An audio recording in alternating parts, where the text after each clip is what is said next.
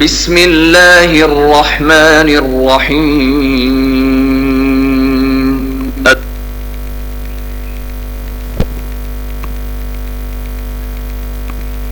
بسم اللہ الرحمن الرحیم رب اشرح لی صدری ویسر لی امری واحلل عقدۃ من لسانی یفقہوا قولی۔ اچھا، ہم نے کل جو ہے جس آیت کے اوپر چھوڑا تھا اس کے بعد ہی، یعنی آیت نمبر 73 ہے جس کی میں نے ابھی تلاوت آپ کے سامنے چلائی تھی، بلکہ 73 نہیں 74 ہے، تو یعنی آیت نمبر 74۔ تو یہ آیت تھوڑی سی یہ کہہ سکتے ہیں کہ کچھ ہیوی آیت ہے، اس کے اوپر ہم تھوڑا سا وقت لگائیں گے انشاءاللہ تعالیٰ، اس کو سمجھنے کی کوشش کریں گے۔ ویسے تو ساری ہی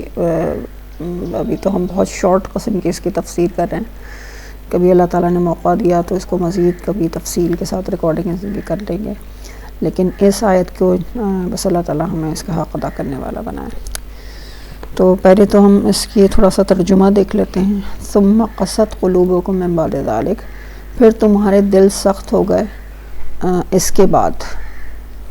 فہی کالحجارہ، پتھروں کی طرح، او اشد قسوہ، بلکہ سختی میں اس سے بھی زیادہ،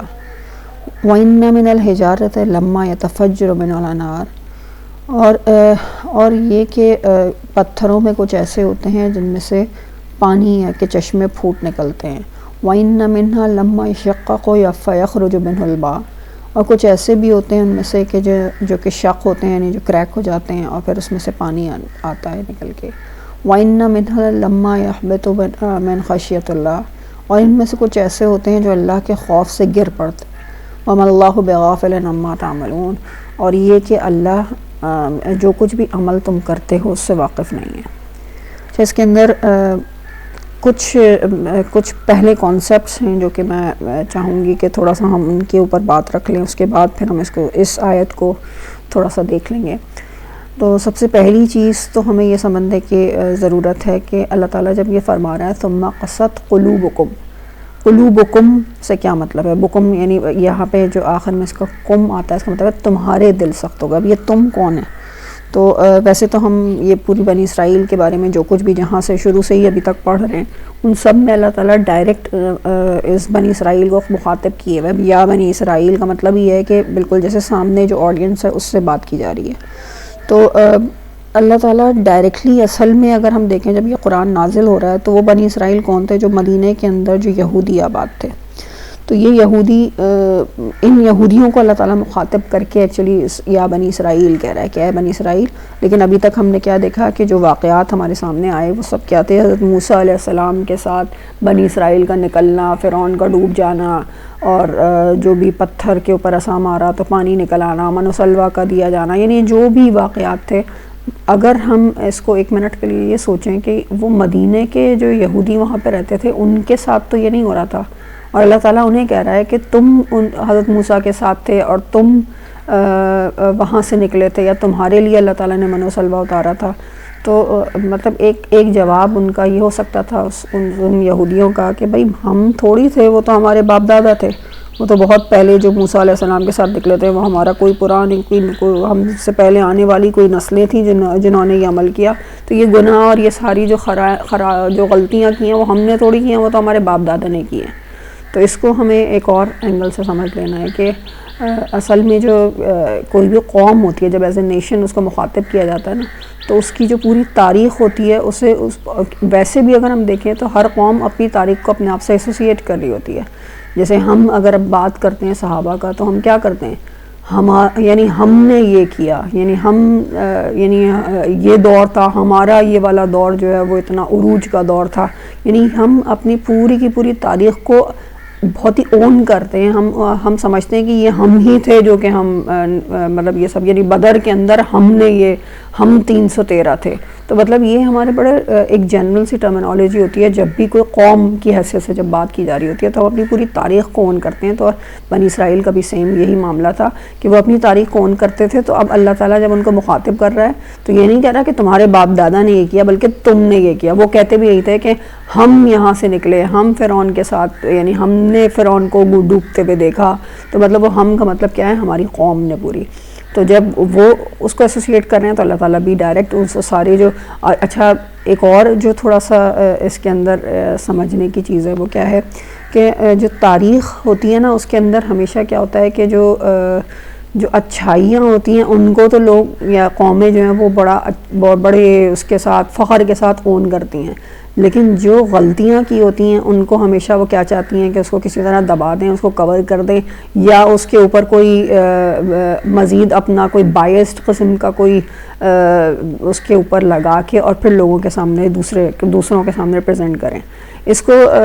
اگر ہم اچھا اس کسی نے اگر میرا شروع کا جو بالکل انٹروڈکٹری پروگرام تھا 2 سیشن جو میں نے ریکارڈ کیے تھے مائی آئیڈینٹی کے نام سے، اصل میں وہ پورا اسی ٹاپک کے اوپر تھا۔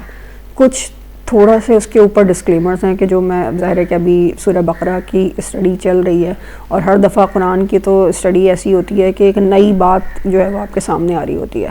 تو پچھلے کچھ عرصے سے میں اس جو مائی آئیڈینٹی میں نے پروگرام کیا کچھ عرصے سے ان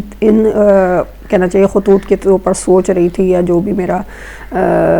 جو میں نے اس کے اوپر ریسرچ کہہ سکتے ہیں یا یہ کہہ سکتے ہیں کہ لوگوں کے ساتھ میری ڈسکشن بھی اس کے اوپر ہوتی رہی کہ تاریخ جو ہے وہ کس طرح پڑھانی چاہیے۔ تو کچھ سوالات تھے ہمیشہ سے ذہن کے اندر، جن میں سے ایک سوال یہ تھا یہی، اور اس میں نے شاید پروگرام کے ریکارڈنگ میں کہا بھی یہی تھا کیونکہ اس وقت پہ میرا ابھی زیادہ دن بھی نہیں ہوئے لیکن اس وقت پہ میرا یہی ذہن کے اندر تھا کہ تاریخ جو بھی پڑھانی چاہیے ہمیں اپنے بچوں کو، کیونکہ تاریخ اصل میں جب ہم اپنے اگلی جنریشن کو جو تاریخ دے رہے ہوتے ہیں نا وہ ایکچولی وہ ظاہر ہے کہ ہینڈ اوور کی جا رہی ہوتی ہیں اپنی پوری کی پوری تاریخ اپنی اگلی نسل کو، اور اسی طریقے سے قومیں جو ہیں وہ آگے بڑھتی ہیں۔ تو ہم جو پوری دنیا کے اندر یعنی شروع سے لے کر آخر تک جو بھی تاریخ کا طریقہ کار رہا ہے تاریخ کو آگے ٹرانسفر کرنے کا، وہ یہ رہا ہے کہ قومیں اپنی آئیڈینٹی کو سیو کرنے کے لیے اپنے ہیروز کو بہت زیادہ ہائی لائٹ کرتی ہیں اور اپنی پازیٹیو جو ایونٹس ہوتے ہیں جو اچھے واقعات ہوتے ہیں ان کو بہت زیادہ فوکس کرتی ہیں، جبکہ جو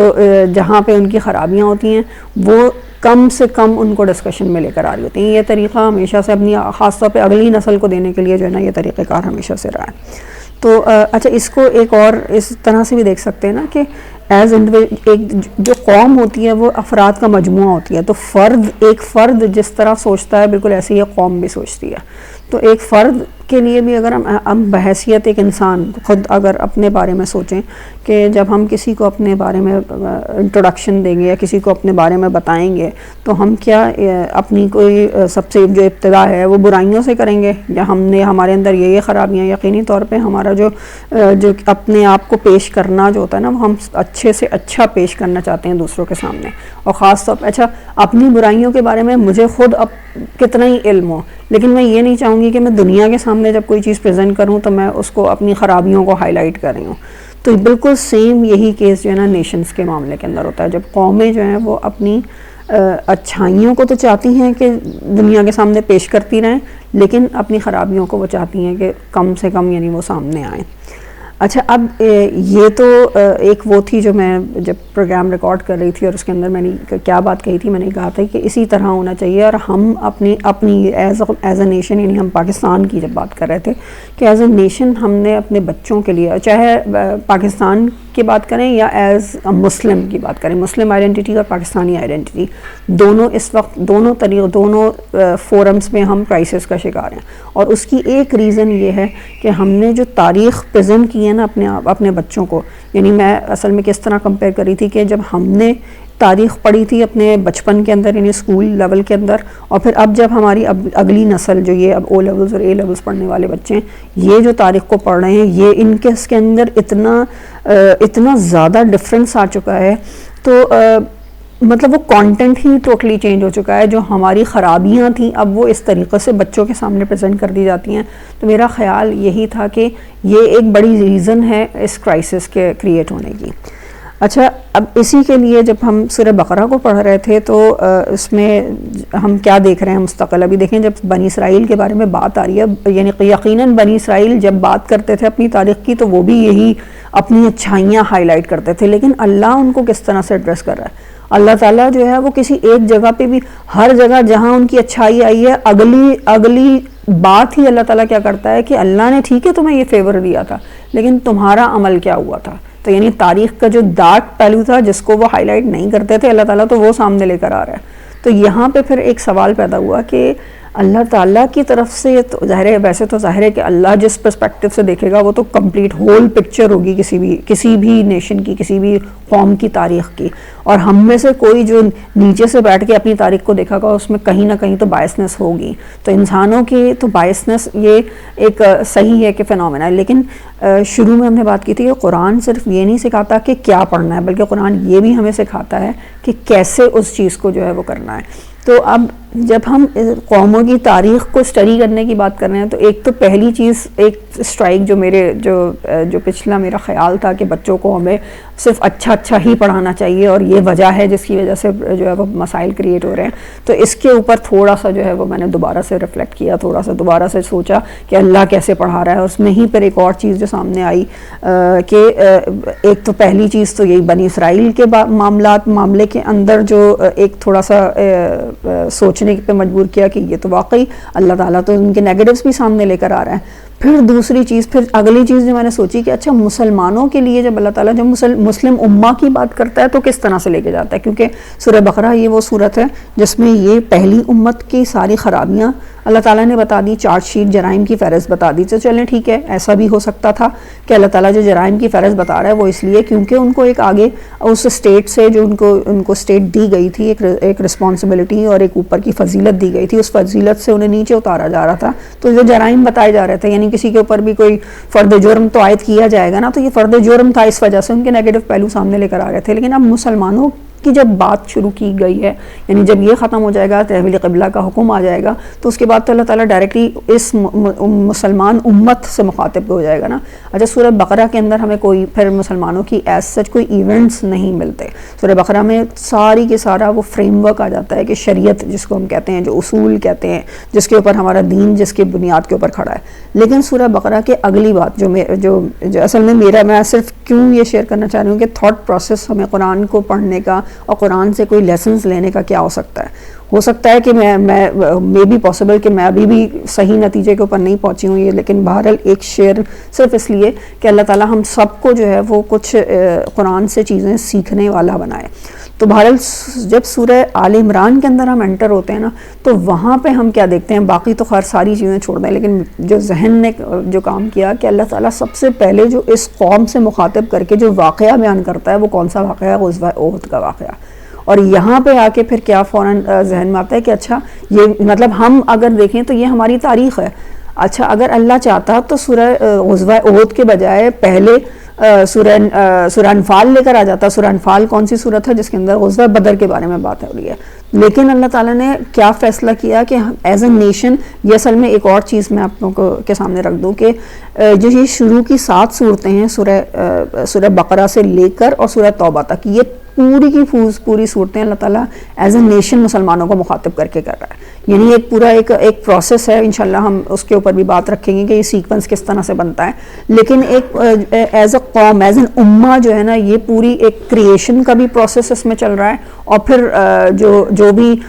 سراؤنڈنگ کے اندر جتنی بھی قومیں اس وقت میں موجود تھیں نبی اکرم صلی اللہ علیہ وسلم کے دور کے اندر، ان کے ساتھ اللہ تعالیٰ باری باری ڈائریکٹ مخاطب کر کے ان کے اوپر حجت کا اتمام کیا جا رہا ہے. یعنی اب حجت جو ہے تم پر پوری ہو گئی، یعنی کیا ہو گئی، فائنل تمہارے پاس ریولیشن آ گئی. اب تم مانو گے تو ٹھیک، نہیں تو تمہارے اوپر عذاب اب جیسے کہ پچھلی انبیاء کے اوپر آتا رہا وہ آئے گا. تو یعنی ایز اے نیشن ایک اس پرسپیکٹیو اس کا یہ کہ ایز اے نیشن مخاطب ہے پورا کا پورا، یعنی مسلمانوں کی نیشن بنتی چلی جا رہی ہے، یہاں تک کہ سورہ توبہ میں فتح مکہ ہو گیا ہے. اور پھر اس کے بعد ایون غزوہ تبوک کے بھی واقعات آ گئے. یعنی یہ وہ ہے جہاں پہ مسلمان اپنے عروج کے اوپر پہنچ گئے. اور سورہ بقرہ جہاں سے یہ امہ کی پہلی تشکیل مطلب پا رہی ہے یہ قوم. تو یہ پوری اس صورتوں کے گروپ کے اندر جو پہلا واقعہ اللہ تعالیٰ بیان کرتا ہے وہ غزوہ احد کا بیان کرتا ہے. تو تاریخ میں ہم تو یہ بات کر رہے ہیں کہ ہم تو چاہتے ہی نہیں کہ کوئی نیگیٹو پہلو کو زیادہ لے کر آئیں. ایک سمپل سی مثال لیں کہ ہم پاکستان کے حیثیت سے ہم 1965 کی جنگ کو کتنا سیلیبریٹ کرتے ہیں اور کتنا، یعنی وہ ڈیفنس ڈے منایا جاتا ہے اور یوں ہوتا ہے اور پتہ نہیں کیا کیا ہوتا ہے. اور 1971 16 دسمبر آ کے گزر جاتا ہے کہیں کہیں کوئی رونا پیٹنا کوئی واقعہ کی بیان کر دینا کچھ ہوتا ہے، لیکن زیادہ سے زیادہ کوشش ہماری کیا ہوتی ہے کہ یہ واقعہ ہمارے سامنے ہی نہ آئے. ہم چاہتے نہیں کہ اس کے بارے میں سوچیں، اس لیے کہ جبکہ اچھا دوسری طرف یہ ہے ایک الگ اپنی جگہ کنٹروورشل ہے کہ 1965 کی جنگ بھی پتہ نہیں ہم ہارے ہیں کہ جیتے ہیں، جو کچھ بھی ہوا اس کے اوپر ہم بات نہیں کریں. لیکن بہرحال ایک سمپل ایک سوچنے کی بات صرف یہ ہے کہ جب تاریخ کے معاملے کے اندر ہم خود تو یہ چاہتے ہیں نیگیٹوز نہ رکھیں، لیکن اللہ جب بات کر رہا ہے تو سب سے پہلے وہ چیز ہمارے سامنے لے کر آیا ہے جو کہ ہماری شکست تھی، لیکن اس کو بیان کرنے کا جو انداز ہے انشاءاللہ اللہ تعالیٰ ہمیں وہاں پہ پہنچائے. کہ سورہ آل عمران کے اندر جب ہم غزوہ احد کے واقعات بیان کر رہے ہوں پڑھ رہے ہوں گے تو کیا اللہ تعالیٰ کا پرسپیکٹیو ہے ان سارے واقعات کو، کیسے اللہ تعالیٰ اس کے ایک ایک معاملے میں سے نکال کے ہمارے لیے سبق لے کر آ رہا ہے. تو اصل میں ہم جب یہ بات کہتے ہیں کہ قرآن وہ کتاب ہے جو کہ ہمیں صرف یہ نہیں دکھاتا کہ کیا ہو رہا ہے، بلکہ کیسے اس چیز کو لینا ہے، کیسے اس میں سے سبق حاصل کرنا ہے، یہ بھی اللہ تعالیٰ ہمیں سکھا رہا ہے. تو اس سے ہمیں ایک اور چیز کیا سمجھ میں آتی ہے کہ تاریخ میں اپنے نیگیٹوز کو مٹا دینا یا اس کی بات نہ کرنا یہ اہم نہیں ہے. ہم اپنے بچوں کو ضرور وہ باتیں بتائیں، لیکن کس پرسپیکٹو سے، جیسے اللہ نے بتایا. یعنی اللہ ظاہر ہے کہ ہم اللہ کا ہمارا وہ فل ویو تو نہیں ہو سکتا چیزوں کا، لیکن کم سے کم کوئی اتنا تو کریٹیکل سوچنے والا، اتنا کوئی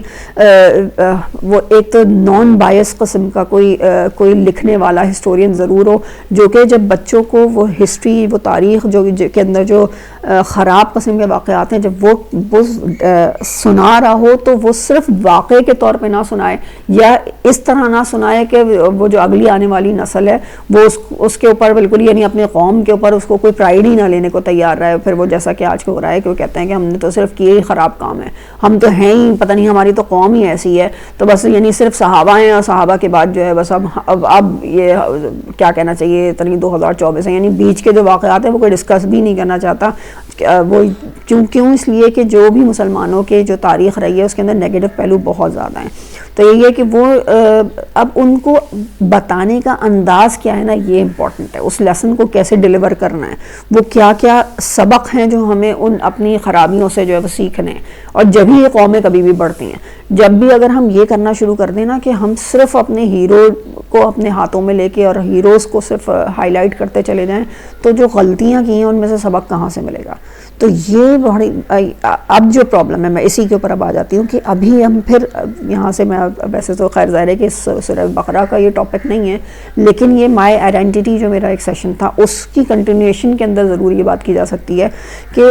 آج کے دور کے اندر اگر ہم جو تاریخ پڑھا رہے ہیں اس کے اندر ہم یہ تو بتا دیتے ہیں کہ ہم نے یہ غلط کیا، لیکن وہ غلط جو کیا تو اس کے بعد اس میں سے کیا سبق مل سکتا تھا، اور اس کو پڑھانے کا جو انداز تھا. ہاں ایک ٹیچر جو ہوتا ہے نا وہ کیا کرتا ہے، وہ ایک غلطی کو بھی اس طرح سے پریزنٹ کر سکتا ہے کہ اس قوم سے کوئی نفرت کرنے والے بچے نہ بنے، یعنی اپنی ہی قوم سے، اپنے آپ سے، اپنی ذات سے کوئی نفرت کرنے والے یا اپنی آئیڈینٹی کو نگیٹ کرنے والے بچے نہ بنے، بلکہ یہ سیکھنے والے بنے کہ اس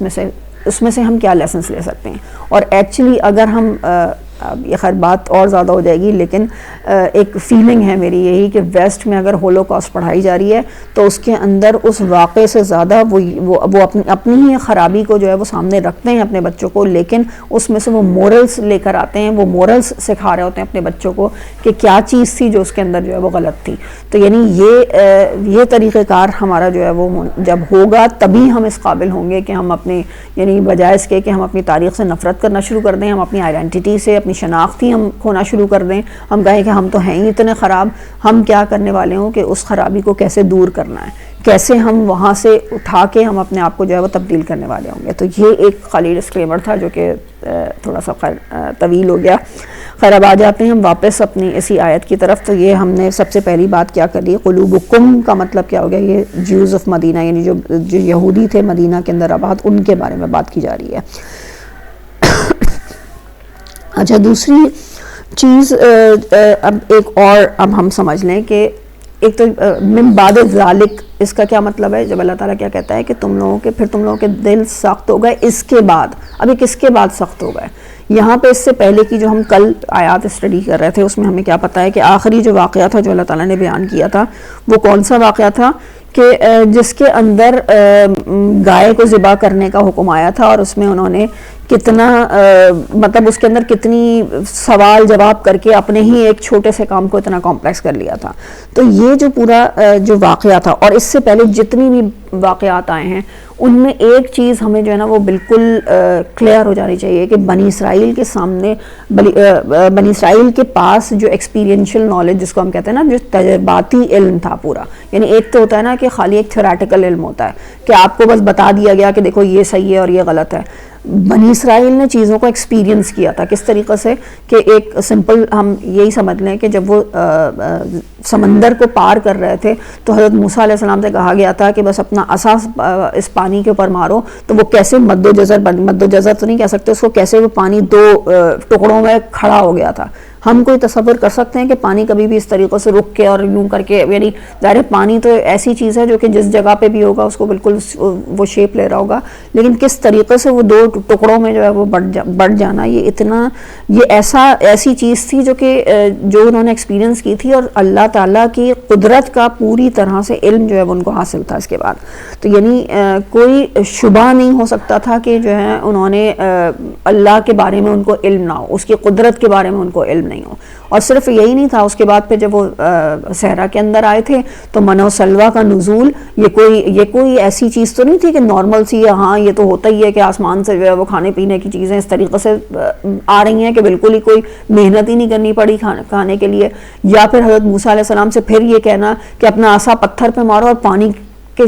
چشمے نکلنا شروع ہو جائیں. تو یعنی دو باتیں ہیں جو اس کے اندر ہم ذرا سامنے رکھیں کہ اللہ تعالیٰ کے بارے میں جو علم تھا ان کو کس طریقے سے اپنے تجربے کے ذریعے سے حاصل ہوا تھا. انہوں نے دیکھا تھا کہ اللہ کون ہے اور اللہ کی کیا صفات ہیں. اور پھر دوسری چیز کہ انہوں نے پتھر اور پانی کا کتنا زیادہ تجربہ کیا تھا نا، یعنی پانی کو پھٹتے ہوئے بھی دیکھ لیا، یعنی کس طریقے سے وہ دو ٹکڑوں میں ہوا، پھر پتھر کے اوپر جو عصا مارا گیا تو کیسے جو ہے وہ پانی نکل کے آ گیا. تو یعنی یہ ایکسپیرینس بھی ان کے پاس موجود تھے. تو اب یہ جو آیات آ رہی ہیں نا، اس کے اندر پھر اللہ تعالیٰ مثال بھی ان کے سامنے ایسی ہی بیان کر رہا ہے جس چیز کو وہ ویسے ہی ایکسپیرینس کر چکے تھے.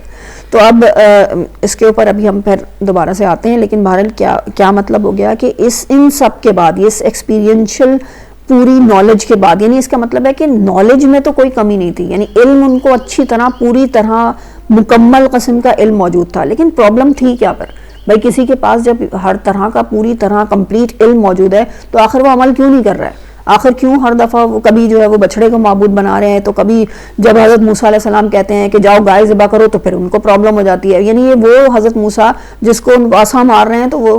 مطلب پتھر پھٹتے ہوئے دیکھ رہے ہیں، اور وہ کہتے ہیں، وہی حضرت موسیٰ کہتے ہیں جاؤ گائے ذبح کرو تو کہتے ہیں کہ آپ ہم سے مذاق کر رہے ہیں. تو مطلب یہ کیا پرابلم تھی، آخر کیوں یہ رویہ ان کا رہا تھا؟ تو اس چیز کو بھی ہم کس طرح سے دیکھیں، یہ بھی ایک چھوٹا سا کانسیپٹ ہے، لیکن اتنا کوئی ہیوی کانسیپٹ نہیں ہے، انشاءاللہ سمجھ میں یہ آ جائے گا. سمپل سی بات ہے کہ انسان جو ہوتا ہے نا وہ صرف کوئی عقل کا مجموعہ نہیں ہوتا. حضرت جو علامہ اقبال بھی مستقل اپنی شاعری کے اندر بات کرتے رہے نا، وہ کیا کہتے تھے، عقل اور عشق کی بات کرتے. تو عشق اصل میں کیا چیز ہے؟ عشق ہم ذرا بڑا اردو کے اندر ہم پتہ نہیں عشق کو کیا سمجھتے ہیں کہ جیسے پرتینی محبت کی کوئی انتہا وہ لٹرلی ہوگی، لیکن اصل میں عشق جو علامہ اقبال کے پاس عشق ہے نا وہ کیا چیز ہے؟ وہ دل کے معاملات ہیں. تو انسان کے جتنی بھی ایکشنز ہوتے ہیں نا، جو بھی اس کا بیہیویئر ہوتا ہے، جو اس کا جو کام ہوتے ہیں، جو وہ عمل کر رہا ہوتا ہے، وہ سب کے سب ان دونوں چیزوں کا مجموعہ ہوتا ہے، یعنی عقل اور ساتھ میں اس کا دل. یعنی یہ دونوں، عقل اور دل، یہ دونوں مل کے ساتھ چلتے ہیں. اور زیادہ تر ہوتا کیا ہے کہ دل انسان کے ایکشنز کو کنٹرول کر رہا ہوتا ہے. ہم کہتے ہیں نا میرا دل نہیں چاہ رہا. اچھا ایک سمپل ایک اور مثال سے ہم سمجھیں کہ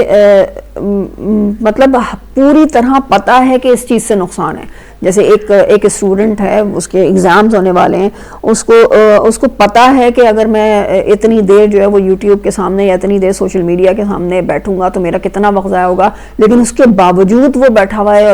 اور گھنٹوں جو ہے وہ اپنے سوشل میڈیا کے ساتھ ٹائم گزار رہا ہے. مطلب اس کو علم تو ہے، لیکن آخر کیا چیز ہے کہ جو اس کو جو ہے وہ اس علم کو جو ہے وہ عمل میں نہیں لے کر آ رہی. تو ایکچولی وہ کیا چیز ہے کہ اس کو مزہ آ رہا ہے اس انٹرٹینمنٹ کے اندر. تو یہ جو مزہ ہے یہ کہاں ہوتا ہے؟ یہ دل کے اندر ہوتا ہے. تو یعنی یہ جو ہمارا دل ہے نا چیزوں کو لٹرلی کنٹرول کرنے والا ہے. یہ مجھے مصرع یاد ایک فریز ہے جو کہ ڈاکٹر اسٹار بڑے کوٹ کیا کرتے تھے کہ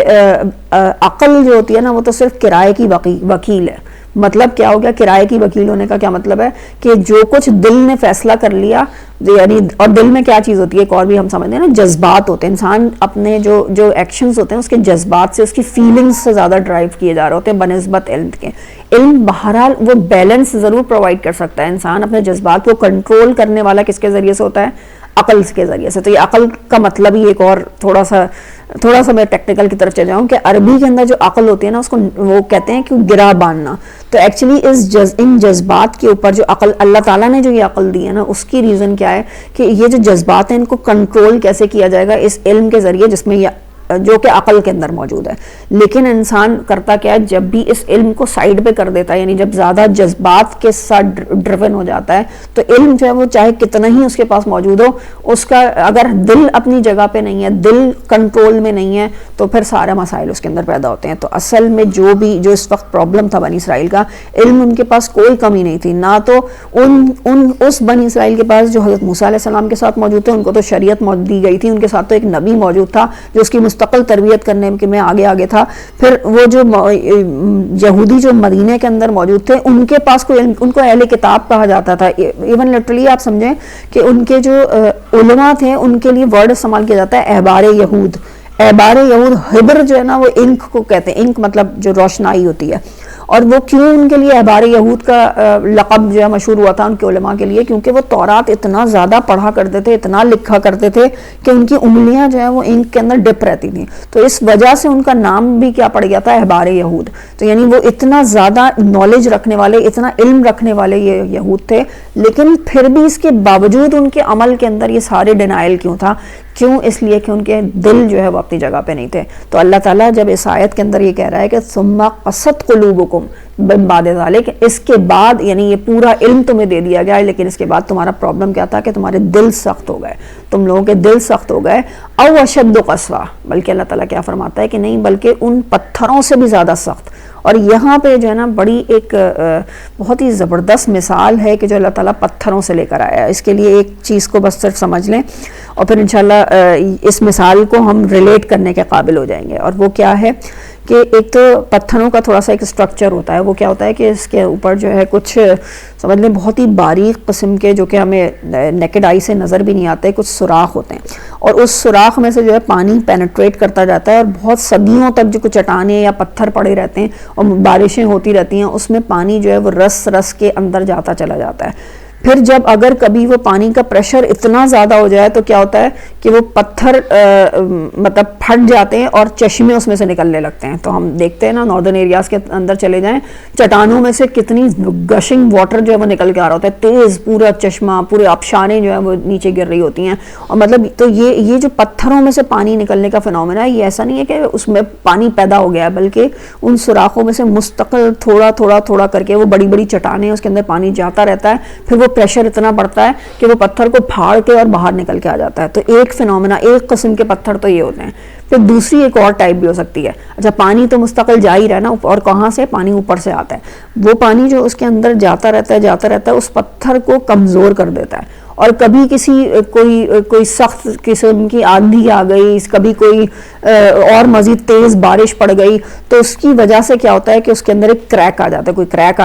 پھٹ جاتے ہیں، یعنی شک ہو جاتے ہیں وہ پتھر. اور اس کے بعد جب وہ پھٹتے ہیں، یعنی یہ پانی میں اندر سے پریشر نہیں لگایا، بلکہ اوپر سے کوئی چیز تھی، کوئی فینومینا تھا جس نے اس پتھر کو پھاڑا اور اس کے اندر سے پانی نکل کے آ گیا. پھر تیسرے قسم کے ایک اور ہیں کہ جو پانی تو اس کے اندر ابھی اتنا نہیں جا کے جمع ہوا ہے، لیکن ہوا کیا ہے کہ کبھی کبھار یہ ہوتا ہے کہ کوئی آندھی آئی، وہی یا کوئی کہتے ہیں نا جو بولڈرنگ جو ہوتی ہے، کیا کہتے ہیں اس کو، جو چٹانوں کے اوپر سے پتھر دھڑا دھڑ بڑے بڑے تودے جو ہے وہ گرتے ہیں پہاڑوں کے. تو یعنی کبھی کبھار کیا ہوتا ہے کہ وہ نیچے اسی طریقے سے نیچے گر جاتے ہیں بس. یعنی پانی پھر بھی ان میں سے کوئی نہیں نکلتا، ٹوٹتے بھی نہیں ہیں، لیکن بس وہ ہم دیکھتے ہیں کبھی جو لینڈ سلائڈنگ جس کو ہم کہتے ہیں نا، وہ کتنے بڑے بڑے پتھر جو ہے وہ نیچے کو گر جاتے ہیں. تو مطلب یہ تین قسم کے پتھر اللہ تعالیٰ نے بیان کیا. تو کیا مطلب ہے کہ اللہ تعالیٰ ہمیں کوئی جیولوجی پڑھا رہا ہے؟ یقیناً ایسا نہیں ہے. اور اللہ تعالیٰ یہاں پہ کس چیز سے ریلیٹ کر رہا ہے کہ تمہارے دل سخت ہو گئے. تو اب اس کو ہم کس طرح سے سمجھیں؟ پہلی چیز تو ہم نے کیا کہا کہ پتھروں کے اوپر پانی پڑتا رہتا ہے، اس وجہ سے وہ اندر جاتا ہے، یعنی مستقل پانی اوپر سے آ رہی ہے، اوپر سے آنے والا کوئی پانی ہے جو کہ اس کے اندر جا کے جمع ہوتا ہے. اچھا تو اب اس سے اب یہاں پہ پورے قرآن کو جب ہم پڑھتے ہیں نا تو ہمیں کیا پتہ چلتا ہے اللہ تعالیٰ ہر جگہ وحی کو پانی سے ریلیٹ کرتا ہے. یعنی یہ جو وحی ہم اور جو پتھر ہے وہ تو ہم دیکھ ہی رہے ہیں کہ اللہ تعالیٰ نے دلوں کے لیے کہا نا، تو یعنی اس کا کیا مطلب ہوا، وحی انسان کے دل کے اوپر پڑ رہی ہے. اور پھر ایک اور چیز بھی ہے کہ انسان کے دل کے اندر ایک فطرت موجود ہے، یعنی جو اس کی پیور نیچر ہے یا اس کا ایمان ہے وہ اس کے دل کے اندر موجود ہے. اور وہ بھی ایمان کو بھی اللہ تعالیٰ نے پانی سے وہ لیا ہے کہ یہ جو ایمان ہے وہ یعنی پانی جس طریقے سے پورا ہرا بھرا کر دیتا ہے کسی بھی جگہ کو، تو انسان کے دل کا جو ایمان ہے وہ جب وہی اوپر سے اس کے اوپر آ کے اس وہی کی پھوار اس کے اوپر جب پڑتی ہے تو نور علی نور والی کیفیت ہو جاتی ہے. یعنی وہ نور کے اوپر نور، اور اس کے بعد پھر جس طریقے سے اس کی گرینری یعنی اس کے عمل کے اندر بھی آتی ہے، اور پھر وہ صرف خود فائدہ نہیں دے رہا ہوتا بلکہ آس پاس اپنے دوسروں کو بھی فائدہ دے رہا ہوتا ہے. تو یہ جو ایمان ہے اس کے دل کا اور اوپر سے وحی کا. اب ہم اسی کو پہلی مثال کے اوپر رکھ کے دیکھیں کہ پہلے سے اس کے پاس اندر پانی موجود تھا، ایمان موجود تھا، وحی یعنی وہ پانی اوپر سے آتی جا رہی ہے. اب وہ جو پانی آ رہا ہے اندر تو اس کا فورس اتنی زیادہ ہو گئی ہے کہ وہ پتھر کو توڑتا ہے اور باہر گشنگ واٹر یعنی وہ ایمان اس کے اوپر آ جاتا ہے. اس کے لیے اس آیت کی تشریح کے لیے ہمارے پاس کچھ احادیث اس طرح کی موجود ہیں جس کے اندر مثال کے ذریعے سے بتایا گیا ہے کہ یہ جو ایمان ہے، آئی ڈونٹ نو کہ احادیث ہیں، مفسرین نے اس کے بارے میں لکھا ہے، تھوڑا سا شاید میں نے غلط کر دیا ہے، حدیث نہیں ہے یہ، مفسرین نے اس کے بارے میں یہ لکھا ہے کہ یہ جو پہلے والی کیٹیگری ہے نا ایمان کی، اب جو مثال اللہ تعالیٰ نے بیان کی ہے یہ حضرت ابو بکر رضی اللہ تعالیٰ عنہ جیسے شخص کی مثال ہے کہ پہلے سے وہ ایمان اندر سے وہ پیورٹی جو ہے نیچر کی، جو فطرت کی اللہ تعالیٰ نے عطا کی ہے، وہ پہلے سے ہی اتنی پیور ہو چکی تھی، وہ پانی اتنا زیادہ موجود تھا کہ جہاں نبی اکرم صلی اللہ علیہ وسلم نے بات کی رکھی ہے سامنے تو وہ دونوں جیسے ہوتا ہے نا نور علی نور والی کیفیت ہو گئی. اور وہ جو ایمان تھا دل کے اندر وہ کس طرح ایک چشمے کی طرح پھوٹ کے جو ہے وہ باہر آ گیا. یعنی نبی اکرم صلی اللہ علیہ وسلم فرماتے ہیں نا کہ باقی تو سب نے کسی کو لمحے کا توقف کیا، لیکن ابو بکر کے سامنے جیسے ہی میں نے رکھی ہے بات فوری طور پہ انہوں نے اس کو قبول کرنے والے بنے. اور کیوں؟ اس لیے کہ وہ نیچر پہلے سے ہی اتنی پیور تھی، وہ صرف ایک ڈراپ آف واٹر کی ضرورت تھی، ایک وحی کی، ایک آیت کی، ایک جملے کی، ایک لفظ کی صرف ضرورت تھی، جو سچائی کی ضرورت تھی. وہ جیسے ہی وہاں پہ پہنچی ہے تو وہ ایمان جو ہے وہ پھوٹ کے باہر نکل آ گیا. دوسری جو کنڈیشن، دوسری جو ٹائپ آف پتھر تھے وہ کون سے تھے کہ جو پھٹ جاتے ہیں اور پھر اس میں سے پانی نکلتا ہے. تو اس کے لیے مفسرین لکھتے ہیں ایک مثال، اسی مثال سے سمجھ میں آ جائے گا کہ یہ اصل میں اللہ تعالیٰ کس سے ریلیٹ کر رہا ہے. مفسرین اس کے لیے لکھتے ہیں کہ یہ حضرت عمر رضی اللہ تعالیٰ عنہ جیسا ایمان ہے. کس طریقے سے کہ کوئی ایسا واقعہ پیش آتا ہے، کوئی ایسا انسیڈنٹ ہوتا ہے جس کے بعد جو دل کے اندر جو پہلے سے پانی تو بہرحال وہ فطرت تو موجود ہی ہے، لیکن وہ جب جو کریک پڑتا ہے نا وہ کوئی نہ کوئی واقعے کے بعد پڑتا ہے. تو حضرت عمر رضی اللہ عنہ کی زندگی میں جب انہوں نے وہ ہمیں پتہ ہے نا ان کے ایمان لانے کا واقعہ کہ کس طریقے سے اپنی بہن کی انہوں نے کتنی پٹائی کی تھی، اس کے بعد ان کا خون جو نکل رہا تھا وہ خون دیکھ کے ایک دم جیسے دھچکا لگ گیا. تو وہ جو دل کے اندر پہلے سے ہی ایک چیز موجود تھی وہ اس خاص ایونٹ کے بعد وہ کیا ہوا، وہ اتنی شدید قسم کی وہ چیز ہوئی کہ اس کے بعد وہ ایمان لے کر آ گئے اور وہ پانی جو تھا وہ باہر نکل کے آ گیا، وہ پھر نہر بن کے بہ رہا تھا. یعنی شک ہونے کی ضرورت ہوتی ہے. بعض پتھروں کو ہوتا ہے نا، ہم اپنی آس پاس میں بھی اس طرح سے دیکھ رہے ہوتے ہیں کہ کوئی کسی کی ڈیتھ ہو گئی، کوئی ایسی سخت قسم کی کوئی آزمائش آ گئی یا کوئی ایسی بات آ گئی کہ جس کے بعد جو ہے وہ انسان پورا کا پورا چینج ہو گیا، پوری ٹرانسفارمیشن اس کی ہو گئی. تو یعنی وہ ایمان کس طریقے سے جو ہے اس کے بعد اس کے اندر سے نکل کے آتا ہے. پھر تیسری قسم کی کہ ہو سکتا ہے ایمان ابھی اس لیول کے اوپر نہیں آیا کہ وہ پورا پانی بن جائے، اس کو سیراب کرنا شروع کر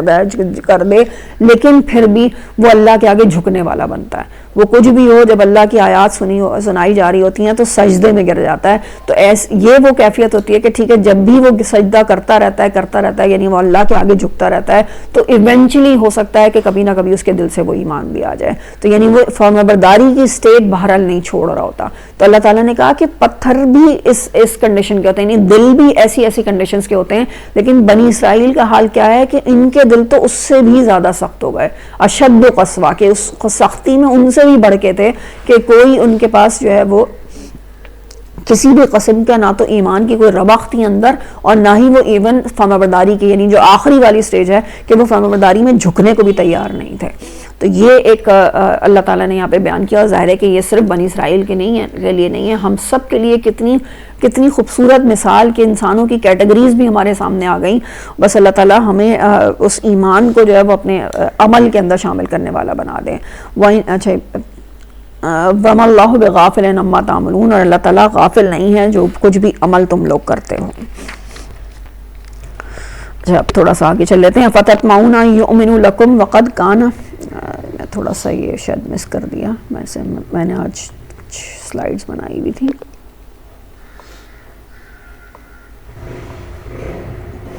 یہ میں آپ لوگوں کے ساتھ شیئر بھی کر لوں گی اس کی انشاءاللہ PDF. اس کے اندر کچھ پوائنٹس میں نے لکھ بھی دیے تھے کہ کس طریقے سے یہ ڈفرینٹ ٹائپس آف پتھر اللہ تعالیٰ نے بیان کیے ہیں، پھر اس کو کیسے انسانوں کے ساتھ ریلیٹ کیا ہے. اچھا جی، اب ہم آ جاتے ہیں اگلی اپنے سیکشن کی طرف. سیکشن کیا ہے؟ جو آیات اب آگے چل رہی ہیں. افتطمعون ان یؤمنوا لکم وقد کان فریق منہم یسمعون کلام اللہ. کیا تم لوگ یہ سمجھتے ہو؟ اب یہ تم لوگ کون ہیں؟ اب یہ اللہ تعالیٰ بنی اسرائیل سے مخاطب نہیں ہے بلکہ یہ مسلمانوں سے مخاطب ہو کے کہہ رہا ہے. یعنی اس کو اس طرح سے بھی ہم دیکھیں کہ ابھی تک اللہ تعالیٰ بنی اسرائیل سے کہہ رہا تھا کہ تم لوگوں کے اس کے بعد دل سخت ہو گئے، لیکن اس سختی یعنی ان دلوں کی اتنی شدید قسم کی سختی کے بعد، یعنی پتھر سے بھی زیادہ سختی کے بعد، اب اللہ تعالیٰ نے ان سے مخاطب کرنے کے بجائے مسلمانوں سے مخاطب ہو کے اللہ تعالیٰ کہتا ہے کہ کیا تم لوگ یہ چاہتے ہو کہ یہ ایمان، یعنی تم لوگ یہ سمجھتے ہو یا تمہارا یہ خیال ہے یا تم لوگوں کی یہ طمع ہے، خواہش ہے کہ یہ ایمان لے آئے تمہارے اوپر. وقت کان فریقن، جبکہ ان کا حال کیا ہے کہ ان میں سے جو ایک ہیں، یعنی اب دیکھیں اب اللہ تعالیٰ بنی اسرائیل سے بات نہیں کر رہا، مسلمانوں سے بات کر رہا ہے. اور کیوں؟ اس لیے کہ اللہ تعالیٰ کی ایک ناراضگی جو ہے وہ یہاں پہ ہمیں نظر آ رہی ہے کہ اب اللہ تعالیٰ پسند نہیں کر رہا کہ ان سے بات کریں. ان کے دلوں کی یہ سٹیٹ ہے. اللہ تعالیٰ مسلمان سے کہتے ہیں تم سمجھتے ہو یہ ایمان لائیں گے؟ جبکہ ان کا حال کیا ہے کہ ان میں سے ایک فریق سنتا ہے، یسمعون کلام اللہ، اللہ کے کلام کو سنتا ہے، ثم یحرفون من بعد ما عقلوه، اور اس کے بعد جانتے بوجھتے اس میں تحریف کر دیتا ہے، اس میں تبدیلی کر دیتا ہے. وہم یعلمون، اس حال میں کہ وہ جانتے ہیں. وَإِذَا لَقُوا الَّذِينَ آمَنُوا، اور جب وہ ملتے ہیں ان لوگوں سے جو ایمان لائے، قالوا آمنا، تو کہتے ہیں کہ ہم تو ایمان لائے. وَإِذَا خَلَا بَعْضُهُمْ إِلَىٰ بَعْضٍ، اور جب یہ آپس میں ایک دوسرے کے ساتھ تخلیے میں ہوتے ہیں، قالوا أَتُحَدِّثُونَ بِمَا فَتَحَ اللَّهُ عَلَيْكُمْ، کیا تم بیوقوف، مطلب بیوقوف کا ورڈ تو یہاں پہ نہیں ہے لیکن لٹرلی یہی کہتے ہیں کیا تم انہیں وہ باتیں بتاتے ہو بِمَا فَتَحَ اللَّهُ عَلَيْكُمْ، جو اللہ نے تمہارے اوپر کھولی ہے، لِيُحَاجُّوكُمْ بِهِ، یہ تم سے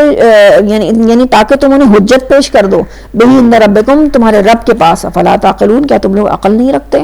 یعنی یہ کس کے بارے میں بات ہو رہی ہے؟ اب یہ تھوڑا سا ہم ان دو آگے کی بھی 75 اور 76 جو آیت ہیں نا، ان کو سمجھ لیں.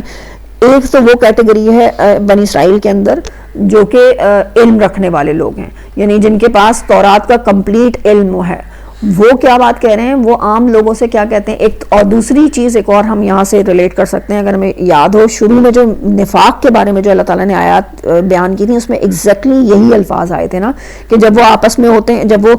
تمہارے ساتھ ہوتے ہیں تو کہتے ہیں ہم ایمان لائے، اور جب اپنے آپس میں ہوتے ہیں تو پھر کیا باتیں کرتے ہیں؟ کچھ اور قسم کی باتیں کرتے ہیں. تو یہ جو آپس میں جس وقت پہ جب باتیں کرتے ہیں، ایک تو یہ بات کیا آ گئی کہ ان کے اندر نفاق موجود ہے، اور دوسری بات یہاں پہ جو امپورٹنٹ آ رہی ہے وہ کیا کہ یہ جو علم والے لوگ ہیں یہ آپس میں کیا کہہ رہے ہیں؟ کیا تم پاگل ہو گئے ہو کہ جو ہے تم اپنی جو کتاب میں تمہاری جو تورات کے اندر ایسی باتیں لکھی ہوئی ہیں جو ان کے لیے دلیل بن سکتی ہیں، تم انہیں نہیں بتانا ہرگز بھی جا کے وہاں پہ ان کے محفلوں کے اندر کہ ہماری کتاب جو ہے یہ کہتی ہے. یہ نہ ہو کہ اللہ کے آگے جو ہے تمہارے رب کے آگے تمہیں حجت مل جائے. یعنی لٹرلی اللہ تعالیٰ کو اتنا ایکسپیرینس کرنے کے بعد، اللہ کو جاننے کے بعد، وہ پھر کیا ان کا حال تھا کہ وہ سمجھتے نہیں تھے کہ اللہ تعالیٰ پھر بھی جو ان کی یہ باتیں ہیں وہ بھی سن رہا ہے، لیکن اس کے باوجود آپس میں کیا کہہ رہے ہیں کہ نہیں بھائی یہ اس طرح کی باتیں تم جا کے ان کے یعنی مسلمانوں کے کیمپ میں جا کے نہیں کرنا کہ ہماری کتاب میں یہ لکھا ہوا ہے. یعنی اپنی کتابوں کو چھپانے میں کس طریقے سے انہوں نے جو ہے وہ معاملات کیے تھے. اولا یعلمون ان اللہ یعلم ما یسرون وما یعلنون، اب اللہ تعالیٰ یہ فرماتا ہے کہ یہ جانتے نہیں کہ اللہ جاننے والا ہے جو کچھ یہ چھپاتے ہیں، جس چیز کا بھی وہ اعلان کرتے ہیں. یعنی یہ تو پہلی کیٹیگری ہو گئی جن کے پاس علم تھا. وہ کہتے تھے باقی لوگوں سے کہ جا کے مسلمانوں کو یہ والی باتیں جو ہے نا جو کہ جس میں جیسے مثال کے طور پہ اگر یہ لکھا ہوا ہے کہ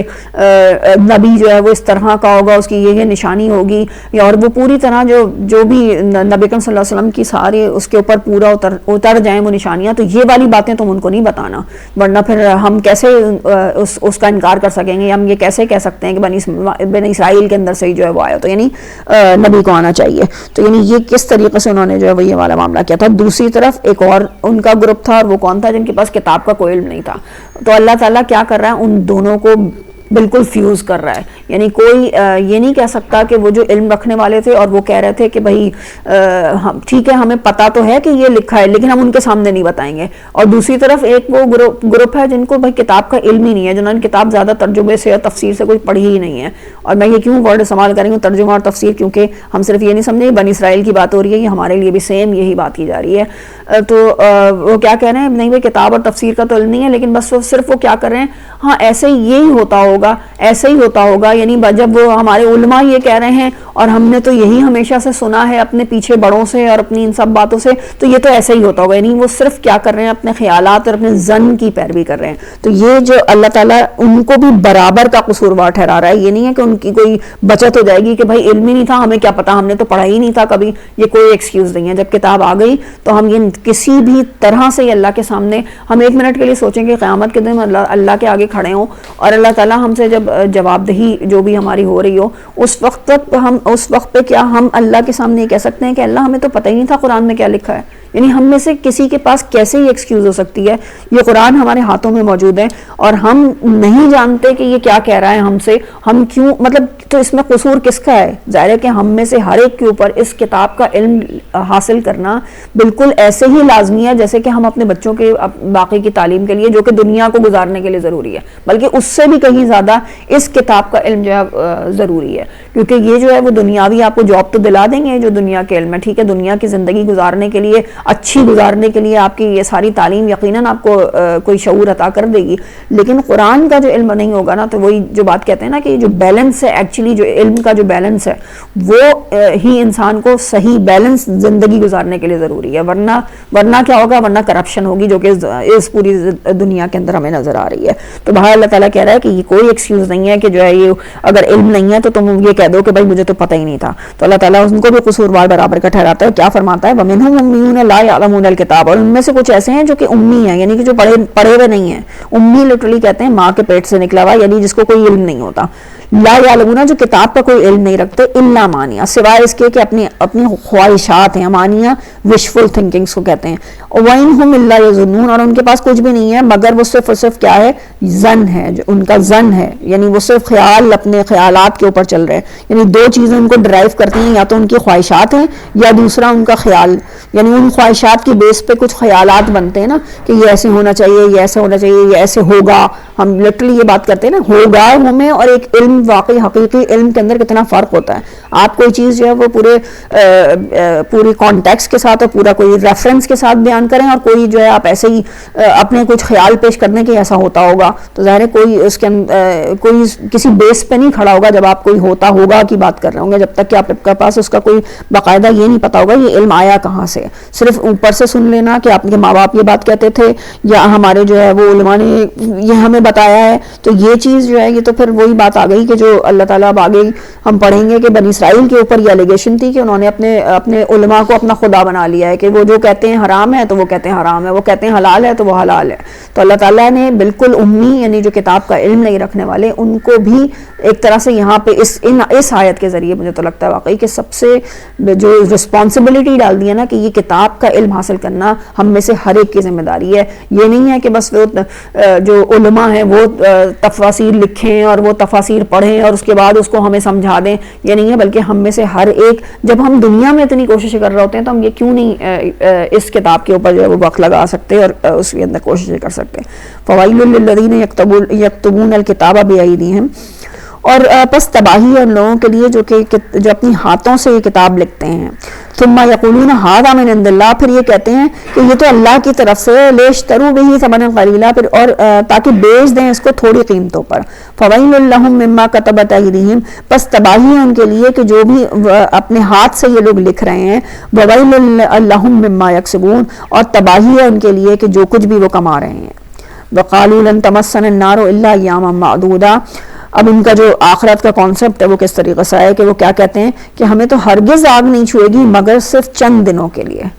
اچھا یہ کیا صرف ان کا ہی کانسیپٹ ہے؟ کیا ہم میں سے ہم تو نہیں سوچتے نا اس طریقے سے. ہم تو بالکل بھی یہ نہیں کہتے کہ مسلمان بس کچھ دن کے لیے دوزخ میں جائیں گے پھر تو ہمیں جنت میں ہی جانا ہے, کلمہ پڑھنے والے سب جنت میں جائیں گے. یہ تو بس بنی اسرائیل کہتے ہیں. کیا خیال ہے؟ خیر ٹھیک ہے, ابھی آگے ہم آگے چلتے ہیں. وقالو تو وہ کہتے ہیں کہ ہمیں تو ہرگز آگ نہیں چھوئے گی سوائے چند دنوں کے. قل اتخذتم عند اللہ عہدا فلن یخلف اللہ عہدہ ام تقولون علی اللہ ما لا تعلمون. تو ان سے پوچھو کہ کیا تم نے اللہ سے کوئی وعدہ لیا ہے جس کے خلاف وہ اس وعدے کے کبھی خلاف نہیں کر سکتا. ام تقولون علی اللہ, اور یا تم اللہ کے اوپر وہ باتیں کرتے ہو جو تم جانتے ہی نہیں. تو کیا مطلب یہ اللہ تعالیٰ سے بنی اسرائیل سے ہی کہہ رہا ہے, یا ہم سے تو نہیں کہہ رہا نا. ظاہر ہے کہ ہم پہلے ہی مستقل یہ بات کہہ رہے ہیں کہ جو بھی اللہ اس میں بنی اسرائیل سے مخاطب ہے تو سنایا تو ہمیں بھی جا رہا ہے, آڈینس ہم بھی ہیں. یقینی طور پہ صرف اللہ تعالیٰ ایک یا بنی اسرائیل کا ورڈ آ گیا تو اس کا مطلب ہے نہیں میں ہم اپنے کان بند کر لیں, ہمارے لیے کوئی بات نہیں ہو رہی. اللہ تعالیٰ ہمیں سنا رہا ہے, ان سے بات کر رہا ہے. تو یہاں پہ ہمیں یہ سمجھ لینا ہے کہ اللہ تعالیٰ جب ان سے یہ کہہ رہا ہے کہ تمہارا یہ خیال ہے کہ آگ نہیں چھوئے گی تو پھر جاؤ ٹھیک ہے, پھر مطلب یا تو کیا تو خیال ہے تم نے کوئی اللہ سے وعدہ لیا ہے. تو ہم کیا سمجھتے ہیں کہ اللہ تعالیٰ نے ہم سے کوئی وعدہ کیا ہوا ہے کہ تم نبی اکرم صلی اللہ علیہ وسلم کی امت سے ہوگے تو بس تمہیں لازمی جنت میں ہی پہنچ جانا ہے. مطلب کیسے کہاں ہے یہ ایسا کوئی وعدہ, بلکہ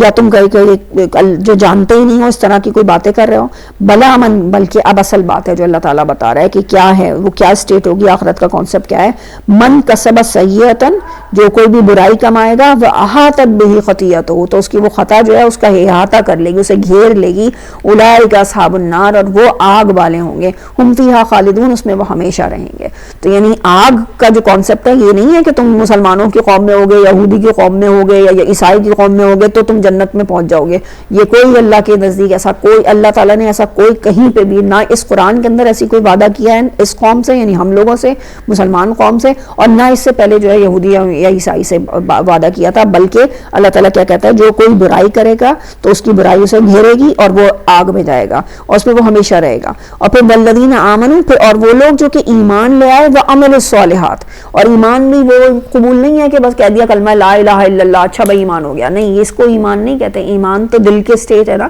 دیکھیں وہ کس سٹیٹ کے اوپر, ایک تو وہ ایمان ہے, اور پھر عمل الصالحات, وہ ایمان جو ہے وہ عمل کے اندر ڈھل رہا ہے. یعنی وہ ایمان صرف عقل کے لیول کے اوپر, علم کے لیول کے اوپر نہیں ہے کہ ہاں بھائی ٹھیک ہے مجھے یہ پتا ہے کہ اسلام جو ہے وہ یہ ہے اور قرآن یہ کہتا ہے, قرآن یہ کہتا ہے, پوری قرآن کی نالج ہے, لیکن عمل جو ہے وہ قرآن کے بالکل ہی کوئی اپوزٹ چل رہا ہے. تو یعنی یہ دونوں چیزیں ہیں, عمل الصالحات اور ایمان, یہ دونوں چیزیں ملیں گی. تو پھر اس کے بعد اللہ تعالیٰ کیا کہتا ہے کہ اولئک اصحاب الجنہ ہم فیہا خالدون, یہ ہیں جو کہ جنت والے ہیں, اس میں وہ ہمیشہ رہیں گے. وَإِذْ أَخَذْنَا مِيثَاقَ بَنِي إِسْرَائِيلَ لَا تَعْبُدُونَ إِلَّا اللَّهَ,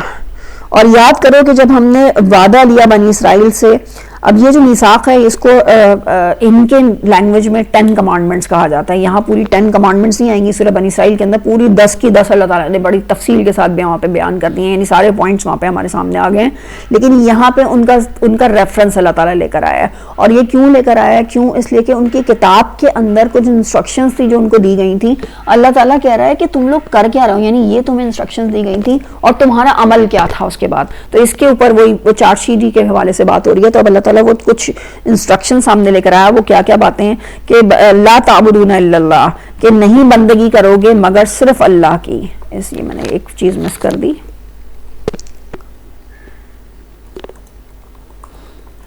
نو ورشپ ایکسپٹ اللہ, یعنی پہلا سٹارٹ ہی یہ جو ہے وہ ہوتا ہے لا الہ الا اللہ سے. تو کہ کسی کی بندگی نہیں کرو گے تم لوگ سوائے اللہ کے. اور پھر نیکسٹ جو اگلی بات آ جاتی ہے وبالوالدین احسانا, اور اپنے والدین کے ساتھ بیسٹ کرنا ہے, بہترین ان کے ساتھ جو ہے وہ عمل کرنا ہے. اچھا بیسٹ کا کیا مطلب ہو گیا کہ ہر ایک کا, ایک تو ہم یہ سمجھ لیں کہ جو اس کی صلاحیت ہے, اس کی جو وقت ہے, اس کی جو کیپیسٹی ہے, اس کے حساب سے اس کا بیسٹ الگ ہوگا. اب یہ بیسٹ کو پہچاننا جو ہے نا یہ سب سے امپورٹنٹ کام ہوتا ہے کہ ہمارا بیسٹ ہے کیا. تو اللہ تعالیٰ جو ہے وہ بیسٹ سے کم پہ جو ہے اس پہ راضی نہیں ہے کہ اپنے والدین کے ساتھ بہترین. اب وہ ہمارا تھوڑا سا جو جو ہے نا بیسٹ کے معاملے میں یا احسان کے معاملے میں تھوڑا سا پتہ نہیں اس سے پہلے میں یہ بات رکھ سکی ہوں نہیں. قرآن کا جو احسان کا کانسیپٹ ہے نا اس کو ہمیں بہت اچھی طرح سمجھ لینا چاہیے کہ قرآن کا احسان کا کانسیپٹ سمجھ لیں یا عمل کا جو بھی کانسیپٹ ہے وہ مجھے لگ رہا ہے کہ شاید میں نے بات کی ہے کہ اللہ تعالیٰ کے نزدیک جو ہے نا یہ نہیں ہے بیسٹ کے جو ہے وہ میں اور آپ ایک دوسرے کے ساتھ کہ وہ اس طریقے سے بہترین اتنا زبردست کام کر رہا ہے اور میرے پاس سے وقت ہی نہیں ہوتا, میں تو وہ عمل کر ہی نہیں پاتی, تو ہمارا کوئی آپس میں کمپیریزن ہو رہا ہے کہ وہ تو بیسٹ کر رہا ہے اور میں تو بالکل ہی کچھ بھی نہیں کر رہی. اصل میں میرا کمپیریزن میرے اپنے ساتھ ہوگا, اور وہ کیا چیز ہوتی ہے, وہ شاکلہ ہوتا ہے. ہم سب کا شاکلہ کس چیز پہ بیس کرتا ہے, میری اپنی کوئی جو صلاحیتیں دی ہوئی ہیں, جو میرے پوٹینشیل جس کو آپ کہتے ہیں نا, میرا پوٹینشیل کیا ہے, میں کہاں تک جا سکتی ہوں, تو یہ جو میں جہاں تک بھی جا سکتی ہوں اس کا بیسٹ پاسبل, اس کے لیے اللہ تعالیٰ نے ہر جگہ پہ, اور جہاں بھی والدین کے بارے میں بات آئی ہے تو یہی آیا ہے کہ احسانن کے لیول کے اوپر رکھنا ہے, یعنی اپنا بیسٹ پاسبل دینا ہے اپنے والدین کو. تو اب ہر ایک کا بیسٹ پاسبل جو ہے وہ ڈفرینٹ ہو سکتا ہے. یہ نہیں ہے کہ کوئی جو ہے وہ اپنے ماں باپ کے مستقل وہ بیٹھ کے جو ہے وہ اتنا ٹائم ہے اس کے پاس کہ وہ اپنی ہر طرح کی خدمت کر رہا ہے, اور کوئی جو ہے وہ اگر باہر چلا گیا ہے تو اس کے لیے جو ہے وہ کوئی بہت ہی وہ ہے کہ ہم تو اپنے ماں باپ کے لیے کچھ بھی نہیں کر رہے ہیں. تو بیسٹ دینا بہرحال یہ چیز جو ہے وہ ہم سے مانگی گئی ہے, یہ نہیں مانگی گئی کہ جو ہے وہ ہر ایک جیسا کر رہا ہو. تو ہر ایک کا جو ہے وہ بیسٹ اپنے حساب سے ہوگا, وہ سمجھتا ہوگا کہ میں کیا اپنا بہترین دے سکتے ہیں اپنے ماں باپ کو. اچھا جی, پھر اگلا وذل قربا. اچھا یہ اور پھر آگے دیکھیں کنٹینیوشن کے طرح, والدین کے لیے تو اسپیسیفکلی کہہ دیا وبالوالدین احسانا, لیکن یہ احسان کا رویہ پھر آگے ہر چیز کے ساتھ جا کے مل جاتا ہے. کیوں؟ اس لیے کہ وا لگا ہوا ہے آگے, وذل قربا والیتاما والمساکین, اور قرابت دانوں کے ساتھ یعنی جو قریبی رشتہ دار ہیں, والیتاما اور یتیموں کے ساتھ, والمساکین اور مسکینوں کے ساتھ, یعنی جو بھی ضرورت مند جو بھی ہمارے آس پاس ادھر جو لوگ لکھتے ہیں, ظاہر ذل قربا تو ضروری نہیں ہے کہ ضرورت مند ہو, جو قریبی رشتہ دار ہوں گے ان سب کے ساتھ جو ہے احسان کا رویہ ہونا چاہیے, یتیموں کے ساتھ اور مساکین. یعنی یہ کیا ہو گیا, یہ ایک پورا ان کو بھی اللہ تعالیٰ نے یہی کمانڈمنٹس دی تھیں, اور ہم قرآن کے ذریعے سے اس مسلمان امت کو بھی اللہ تعالیٰ یہی ساری چیزیں, یہ کوئی ایسا نہیں ہے کوئی نئی بات جو مطلب اس وقت بنی اسرائیل کو دے دی گئی تھی اور ہمیں نہیں دی گئی تھی, یا ہمیں دے دی گئی ہے بنی اسرائیل کو. یہ ہمیشہ سے یہ انسٹرکشنز ہر قوم کو as an individual as a nation یہ دی جاتی رہی ہیں. تو یہی یہاں پہ اللہ تعالیٰ بات کر رہا ہے. اور پھر اس کے بعد اگلی ایک اور انسٹرکشن کیا آتی ہے, وقولوا للناس حسنا, اور لوگوں کے ساتھ بہترین طریقے سے بات کرو. یعنی جو لوگوں کے ساتھ جو کمیونیکیشن ہونا چاہیے وہ بھی تمہارا بہترین ہونا چاہیے, یعنی کوئی ایک تو ابہام نہیں ہونا چاہیے, اس میں ایسی چیز نہیں ہونی چاہیے. خیر اب ہم یہ تو نہیں کہہ سکتے کہ ہم جو کچھ کہہ رہے ہیں دوسرے لوگ بالکل ایز اٹ از ویسے ہی سمجھیں گے جو ہمارا مطلب تھا یا جو ہماری نیت تھی, یقیناً ایسا پاسبل نہیں ہے. بہت ڈفرینٹ قسم کی لوگوں کی سوچیں ہوتی ہیں, لوگوں کا پرسیپشن ہوتا ہے, لیکن بہرحال ہم اپنے طور پہ ہر ایک کے ساتھ بہترین طریقے سے بات کرنے والے ہیں. اور یہ بہترین کا مطلب ہی کیا ہے کہ وہ یہ ہوتا ہے کہ یعنی کوئی ظاہر ہے کہ ہم سمجھ سکتے ہیں نا کہ اس حسنہ کے اندر جو ہے وہ کیا کیا آ سکتی ہے, کہ اس میں کوئی خراب لینگویج استعمال نہیں ہو رہی ہو, یا کوئی کسی کو نیچا دیکھ کے بات نہیں کی جا رہی ہو. یعنی آپ بالکل جو کچھ بھی ایک اچھا طریقہ کار ہو سکتا ہے لوگوں کے ساتھ, اور ظاہر ہے یہ آپ کی بات چیت ہوتی ہے جو کہ اصل میں کنیکشنز پیدا کر رہی ہوتی ہے. یہ بات چیت آپ کو یا تو بالکل ہی کیا کہہ سکتے ہیں ہمارے آپس کے جو تعلقات ہیں وہ خراب کر سکتی ہے, یا یہی چیز ہے جو کہ آپ کو ہمارے جو تعلقات ہیں انہیں بہترین طریقے سے, یعنی انسانوں کے تعلقات پورے بیس ہی کس کے اوپر کرتے ہیں, ہم کس طرح بات کرتے ہیں. تو یہ اس چیز کے اوپر, یعنی ابھی تک ہم دیکھیں یہ سب, یعنی پہلی چیز ہے کہ کسی کی بندگی نہیں کرو گے مگر صرف اللہ کی, اور اس کے بعد ساری چیزیں جو ہے وہ کس کے اوپر آ رہی ہیں, بندوں کے اوپر آ رہی ہیں. تو یعنی جو لوگوں کے ساتھ تعلق ہے وہ کس طریقے کا ہونا چاہیے. یہ بنی اسرائیل کو بھی ہدایت دی اور ہمیں بھی سیم یہ ہدایت دی گئی تھی. اور پھر اب آتی ہے بات واقعی الصلاۃ وآتوا الزکوٰۃ, اور نماز قائم کرو گے اور زکوٰۃ دو گے. اور نماز کا قیام بھی صرف یہ نہیں ہے کہ انفرادی کوئی چیز ہوتی ہے. نماز کا قیام کا مطلب ہی یہ ہے کہ یہ بھی اجتماعی طور پہ بھی نماز کی قیام ہو رہا ہے, اور پھر انفرادی طور پہ وقت کی پابندی اور اس کے وضو کا, اور یہ ساری چیزیں جو ہے وہ مل کے ایک نماز کا قیام کے اندر شامل ہو رہی ہوتی ہیں. باقی ہمیں پتہ ہے جماعت سے جو نماز ہوتی ہے اس کو اقیم الصلاۃ کے لیے ورڈ اس کے لیے استعمال کیا جاتا ہے, یعنی اجتماعی نماز کی جو پابندی ہے, اجتماعی طور پہ نماز کا نظام اصل میں قائم کر دینا، اس کے لیے ورڈ آتا ہے اقیم الصلاۃ۔ وآت الزکوٰۃ، پہ زکوٰۃ، یہ زکوٰۃ بھی ہم دیکھ لیں تو کیا چیز ہے زکوٰۃ؟ لٹرلی لوگوں کی مدد کا ہی ایک ذریعہ ہے، تو یعنی جو مال اللہ تعالیٰ نے ہمیں دیا ہے اس میں سے لازمی کچھ حصہ ہے جو کہ ہمیں جو ہے وہ دوسروں بندوں کی مدد کے لیے دینا ہے۔ ایک اور چیز ہمیں سمجھ میں آ رہی ہے اس کو پڑھ کے کہ بنی اسرائیل کو بھی نماز اور زکوٰۃ کا سیم وہی حکم دیا گیا تھا جو اس امت کو دیا گیا ہے، یعنی کوئی بھی چیز ہمیں دیکھیں کہ نئی نہیں ہے جو کہ ان کو دی گئی تھی اور ہمیں نہیں دی گئی۔ لیکن اللہ تعالیٰ کے کیا کہتا ہے ثم تولیتم الا قلیلا منکم، لیکن پھر بھی تم لوگ تولیتم یعنی پلٹ گئے سوائے کچھ لوگوں کے تم میں سے، وانتم موردون، اس حال میں کہ تم لوگ اعراض کرنے والے تھے، یعنی کہ پلٹنے والے تھے۔ تو یعنی اللہ تعالیٰ اب ان سے کہہ رہا ہے کہ یہ تو بالکل ہی کہتے ہیں نا کہ بیسک سی بالکل یہ تو ایسی چیزیں ہیں جو کہ چاہے کوئی ایمان رکھتا ہے، چاہے کسی کے پاس وحی کا علم ہے یا نہیں ہے، یہ تو اتنی بیسک چیزیں ہیں کہ کوئی بھی معاشرے کو اچھے طریقے سے چلانے کے لیے یہ لازمی ہوتی ہیں۔ یعنی ہم دیکھیں چلیں اس میں سے صرف ایک اللہ کی ورشپ ہٹا دیں یا نماز اور زکوٰۃ کو ہٹا دیں تو باقی تو ہر ایک جانتا ہے کہ پیرنٹس کے ساتھ جو ہے وہ کس طریقے سے معاملہ کرنا ہے، یا یعنی اس کے لیے کسی ایمان کی یا دین اسلام کی تو ضرورت نہیں ہے، یہ تو ایک بڑا کامن سی یہ بیسک سا ایک پرنسپلز ہیں جو کہ کسی معاشرے اچھے ہیلدی معاشرے کے لیے ضروری ہوتی ہیں۔ لیکن اللہ تعالیٰ کیا کہہ رہا ہے یہ انسٹرکشن جو بالکل ہی بیسک قسم کی انسٹرکشن تھیں، اس کو آپ ملا لیں سب اللہ اس کے اوپر نماز اور زکوٰۃ، یہ اتنی بیسک سی انسٹرکشن تھیں، تم تو ان کا بھی پاس نہیں کرنے کے قابل تھے، تم نے تو ان کو بھی اپنے جو ہے وہ ہاتھ سے چھوڑ دیا سوائے تم میں سے کچھ لوگوں کے۔ اور کہاں ایک بڑی چیز، اب یہ ایک بڑی ان کے اوپر جو الزام تھا وہ اللہ تعالیٰ لے کر آ رہا ہے، سب سے بڑا جو ان کا چارج، سب سے بڑا تو نہیں کہہ سکتے لیکن ایک بڑا چارج تھا ان کے اوپر۔ اور آج بھی اگر ہم دیکھیں نا یہ جب ہم آیت پڑھیں گے تو ایگزیکٹلی یہی چیز ابھی بھی ہمیں ہوتی ہوئی نظر آ رہی ہوگی۔ اللہ تعالیٰ فرماتا ہے وَإِذْ أَخَذْنَا مِيثَاقَكُمْ، اور یاد کرو کہ جب ہم نے تم سے پکا وعدہ لیا تھا لَا تَسْفِكُونَ دِمَاءَكُمْ، یہ کہ تم خون نہیں بہاؤ گے، وَلَا تُخْرِجُونَ أَنفُسَكُمْ، اور نہ ہی تم اپنے آپس میں ایک دوسرے کو من دیارکم اپنے گھروں سے نکالو گے، ثُمَّ أَقْرَرْتُمْ، پھر تم نے بڑا اقرار کر لیا تھا، وَأَنْتُمْ تَشْهَدُونَ، اس حال میں کہ تم لوگ گواہ تھے۔ یعنی اللہ تعالیٰ نے ان سے یہ وعدہ لیا تھا، اور یہ ظاہر ہے کہ تورات میں بھی تھا اور ویسے بھی ہو سکتا ہے کہ یہ خذوا ما آتینکم بقوۃ، جب تورات کے اوپر عمل کرنے کا وعدہ لیا گیا تھا اسی وقت جو ہے وہ یہ وعدہ لے لیا گیا تھا کہ، اور کیا وعدہ تھا کہ ایک تو خون نہیں بہاؤ گے اور آپس میں ایک دوسرے کو گھروں سے نہیں نکالو گے، یعنی یہ خاص ایک وعدہ تھا جو ان سے لیا گیا تھا۔ لیکن ان کا حال کیا تھا، انہوں نے کیا کیا، ثم انتم ہؤلاء، پھر تم لوگ ہی تھے کہ جو ہؤلاء، تم ہی لوگ تھے، یہی لوگ تھے بلکہ ہؤلاء تقتلون انفسکم، جو کہ ایک دوسرے کو قتل کر رہے تھے، وتخرجون فریقا منکم من دیارکم، اور نکال رہے تھے تم میں سے ایک فریق ان کے گھروں سے۔ تو یعنی ایک تو یہ کہ تم نے فریق بنا لیا، تم نے ایک دوسرے کو گروہ بنا لیا کہ بھائی یہ تو یہ فلاں ہیں، اور اس کے بعد تم نے ان کا خون بھی بہایا، یعنی تم نے اپنے آپ سے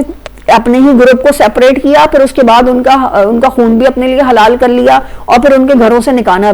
بھی ان کو حلال کر لیا۔ تو یہ بالکل آج نہیں ہمیں فیل ہوتا کہ اسرائیل میں جو بھی یہودی آباد ہیں وہ بھی ان کے پاس یہ ساری کمانڈمنٹس موجود ہیں، ان کو یہ معلوم ہے، ان کی کتابوں میں یہ لکھا ہے کہ لا تسفکون دماءکم ولا تخرجون انفسکم، یعنی تم نہ تو گھروں سے نکالو گے اور نہ تم جو ہے وہ کسی کا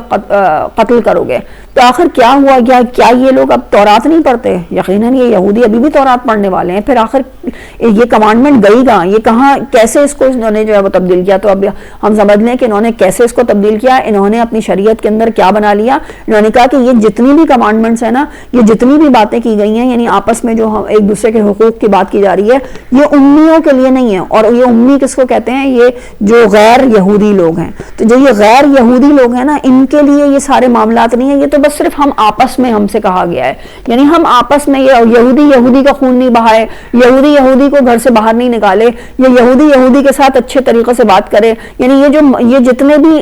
اللہ تعالیٰ نے جتنے بھی حقوق رکھے ہیں نا وہ یہودیوں پہ رکھے ہیں، باقی جو یہودیوں سے باہر ہے ان کا تو خون بہانا ہمارے اوپر حلال ہے، ان کے تو ساتھ جو کچھ بھی ہم کریں ان کا سود کھانا ہمارے اوپر حلال ہے، یعنی لٹرلی سود ان کے اوپر حرام تھا۔ لیکن انہوں نے کس طریقہ میں پتہ ہے نا، جب مدینے میں ہو چاہے آج کے دور میں ہو، سود ان کا سب سے بڑا کاروبار کا ذریعہ ہوتا ہے۔ تو یہ کیا ہوا کس طریقے سے کیوں انہوں نے اللہ تعالیٰ کے اتنے واضح حکم کی تردید کر دی کہ انہوں نے تبدیلی کیا اس میں تحریف کیا کی کہ انہوں نے کہہ دیا کہ غیر یہودیوں کے لیے ساری شریعت جو ہے وہ نل اینڈ وائڈ ہے, کوئی شریعت جو ہے وہ اپلیکیبل نہیں ہوگی جو بھی غیر یہودیوں کے ساتھ معاملات ہوں گے. تو اس طریقے سے انہوں نے جو ہے وہ اپنے سارے اپنے ایکشنز کو کس طریقے سے انہوں نے لیگل جامہ جو ہے وہ پہنا لیا. تو اللہ تعالیٰ کیا کہتا ہے ثم انتم یعنی تم ہی میں سے کچھ ہیں جو کہ آپس میں ایک دوسرے کو قتل کرتے ہیں اور فریقا منہم ان کے گھروں سے ان کو نکالتے ہیں, تظاہرون علیہم بالاثم والعدوان, صرف کس لیے کہ گناہ اور زیادتی کے ساتھ ان کو اوور پاور کر لیں, ان کے اوپر قبضہ کر لیں, ان کے لینڈز کو جو ہے وہ چھین لیں. تو صرف اس وجہ سے تم جو ہے وہ یہ کام کرتے ہو. وہیں یاتوکم اسارا تفادوہم, اور پھر حال یہ ہے کہ پھر تم ان کا یعنی ان کے قیدی بناتے ہو اور پھر اس کے بعد تفادوہم فدیے کا لین دین کرتے ہو. وہو محرم علیکم اخراجہم, جبکہ پہلے پوائنٹ پہ ہی ان کا نکالنا ہی تمہارے اوپر حرام کر دیا گیا تھا. لیکن اب حال کیا ہے, ایک تو تم نے ان کو مارنا جو ہے وہ اپنے اوپر حلال کیا, پھر اس کے بعد جو تم قیدی بناتے ہو ان سے تم فدیے کا لین دین کر کے بڑے تم اپنے آپ کو جو ہے وہ سپر جو ہے وہ کہتے ہو ہم نے وہاں ماس کے اتنے قیدی چھوڑ دیے, اوہو ہم تو اتنے عدل پسند لوگ ہیں, دیکھو ہم نے اتنے قیدی جو ہے وہ رہا کر دیے. اور جبکہ پہلی پوائنٹ پہ تمہیں تو ان کا نکالنا, ان کا خون بہانا ہی تمہارے اوپر حرام کر دیا گیا تھا. افتؤمنون ببعض الکتاب وتکفرون ببعض, پھر کیا تم لوگ کتاب کے ایک حصے کو مانتے ہو اور ایک حصے کا کفر کرتے ہو. فما جزاء من یفعل ذلک منکم, پھر بدلہ ہے جو کچھ بھی تم نے کیا اس کے بعد منکم تم میں سے, الا خزی فی الحیات الدنیا, سوائے اس کے کچھ نہیں کہ دنیا کی زندگی میں بھی خزی رسوائی, و یوم القیامت یردون الی اشد العذاب, اور قیامت کے دن لوٹائے جائیں گے وہ شدید قسم کے عذاب کی طرف. وما اللہ بغافل عما تعملون, اور اللہ غافل نہیں ہے جو کچھ بھی عمل تم لوگ کرتے ہو. تو یعنی دیکھیں کتنا کلیئر اللہ کی طرف سے. اب یہ اس وقت تو ہم کس کے اوپر رکھ کے دیکھ رہے ہیں, اسی بنی اسرائیل کے اوپر رکھ کے, جو میں نے الفاظ اصل میں استعمال کیا, ظاہر ہے کہ جو اسرائیل کے اندر اس وقت یہودی موجود ہیں وہ کس طریقے سے ان مسلمانوں کو جو ہے وہ قتل کر رہے ہیں, ان پورا جینوسائیڈ ایک مچا کے رکھا ہوا ہے, جبکہ اللہ تعالیٰ نے تو پہلے ہی اس کے اوپر وہ ان کو